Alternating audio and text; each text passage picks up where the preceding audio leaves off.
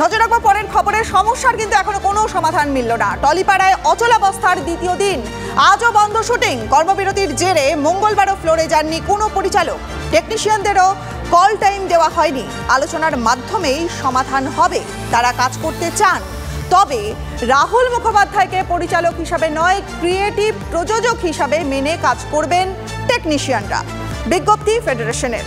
অপরদিকে সমস্যার সমাধানে তৃতীয় কোনো পক্ষের হস্তক্ষেপ চাইছেন পরিচালকরা, যিনি নিরপেক্ষভাবে কাজ করবেন, সেই সঙ্গে সিনেমা মেকিং এবং আইন বুঝবেন। শুটিং বন্ধ থাকায় আর্থিক ক্ষতির মুখে পড়ছে প্রযোজক, টেকনিশিয়ান থেকে কলাকুশলী সকলেই। সব মিলিয়ে টলিপাড়ায় জটিলতা কাটার আশা এখনো অধরাই। টলিপাড়ার যে অচলাবস্থা, সেই অচলাবস্থা আজও কাটল না। দ্বিতীয় দিন হয়ে গেল, আজও বন্ধ শুটিং। আমাদের সহকর্মী সুচরিতা রয়েছে আমাদের সঙ্গে। সুচরিতা, টলিপাড়ার এই অচলাবস্থার আজকে দ্বিতীয় দিন, কি আপডেট আসছে?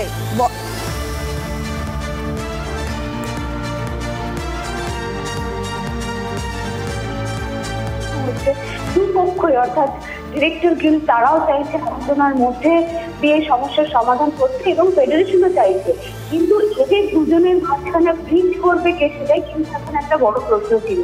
কারণ পরিচালক গোষ্ঠী তারা বলছে তারা তৃতীয় ব্যক্তির হস্তক্ষেপ চান, অর্থাৎ তৃতীয় কোনো ব্যক্তি যিনি সিনেমাটাও বোঝে, আইন বোঝেন। কারণ এতদিনের যে আইন ফেডারেশনে, সেগুলো নাকি প্রয়োজনে মানে সময় সময় কিছু প্রয়োজন দরকার।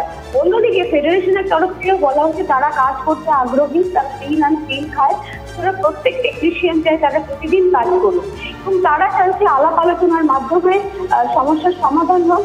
কিন্তু ডিরেক্টররা যদি কোনোভাবে না আসে ফ্লোরে, তাহলে তারাও কল টাইম পাবে না, এবং সেইখান থেকে একটা দেখা দিচ্ছে যে যে অচলাবস্থা ছিল সেটার কিন্তু আজকে দ্বিতীয় দিন, এবং এটার ফলে কিন্তু বহু কোটি কোটি টাকার মানে ক্ষতি হচ্ছে ইন্ডাস্ট্রি। বেশ, নজর রাখো তুমি। আপাতত ধন্যবাদ তোমায় সুচরিতা।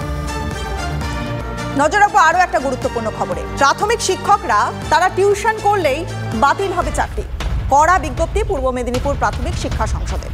অভিযোগ, দীর্ঘদিন ধরে সরকারি নির্দেশিকা উপেক্ষা করে বহাল তবিয়াতে টিউশন পড়াচ্ছিলেন প্রাথমিক শিক্ষকরা।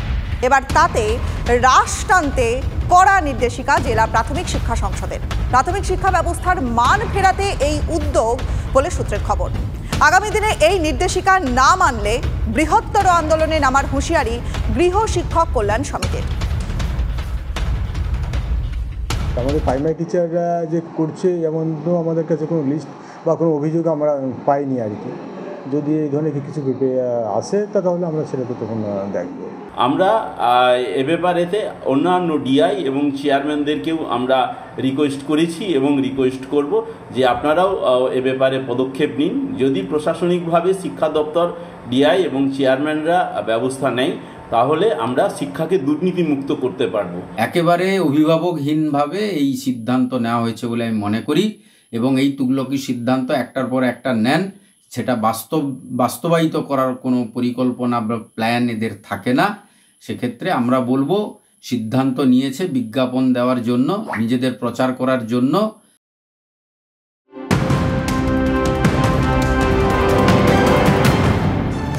প্রতিদিনই একটু একটু করে ঘর, বাড়ি, জমি গিলে খাচ্ছে নদী। গঙ্গা ভাঙনের কবলে শামশেরগঞ্জের চাচন্দ গ্রামের পঞ্চায়েতের নতুন শিবপুর এলাকা। নতুন করে ভাঙন শুরু হওয়ায় আতঙ্কে ঘুম উড়েছে বাসিন্দাদের। শেষ সম্বলটুকু নিয়ে কোথায় ঠাঁই নেবে, একথা ভেবেই আকুল এলাকাবাসী। ভাঙনের ফলে গতকাল স্থানীয় স্কুলে বাসিন্দাদের জন্য রান্নার ব্যবস্থা করে প্রশাসন। কিন্তু এভাবে আর কতদিন? কবে হবে গঙ্গা ভাঙনের স্থায়ী সমাধান? প্রশ্ন দুর্গতদের।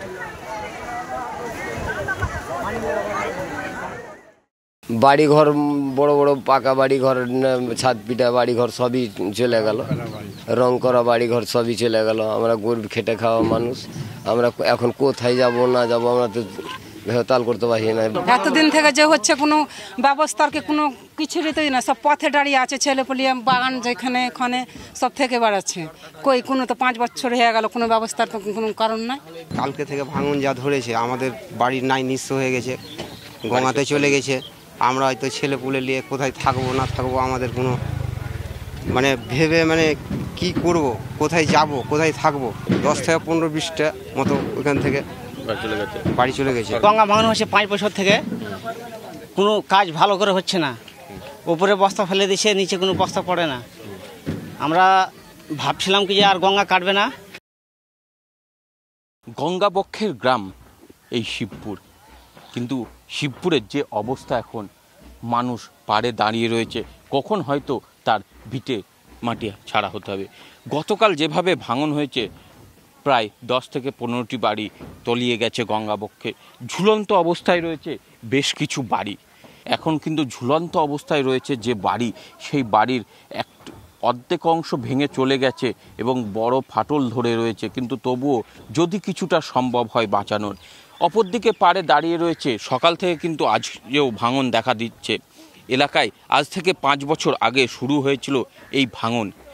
সেই ভাঙনের পর স্থায়ী কোনো সমাধান হয়নি এখনো পর্যন্ত।